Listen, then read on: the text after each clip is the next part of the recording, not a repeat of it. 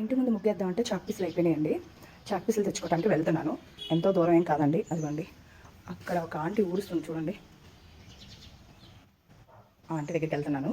ఆంటీని ఒకసారి మీరు కూడా చూద్దరు.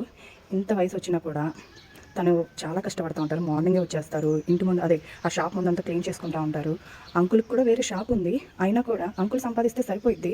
ఆయన ఆంటీ ఈ వయసు వచ్చినా కూడా మంచిగా తన పని తను చేసుకుంటూ అంకుల్కి సపోర్ట్గా ఉంది. అలాంటి వాళ్ళని చూసి మనం నేర్చుకోవాలి. ఒకసారి మా ఆంటీ దగ్గరికి వెళ్ళి చాక్ పీస్ బాక్స్ తీసుకుంటాను. మీరు కూడా ఆంటీని చూద్దరు పదండి. ఇంకొకటి, అర్ధనారీశ్వర్లు అనగానే మీకు కైలాసంలో ఉన్న శివుడు పార్వతి గుర్తొస్తారు కదా.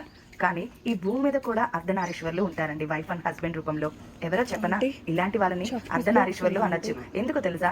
కష్టాల్లోనూ సుఖాల్లోనూ పాలు పంచుకొని అన్నిట్లో వాళ్ళు సంతోషంగా జీవిస్తూ ఉంటారే, అలాంటి వాళ్ళని అర్ధనారీశ్వర్లు అనొచ్చు కదా. అలాంటి వాళ్ళే ఈ ఆంటీ అంకుల్.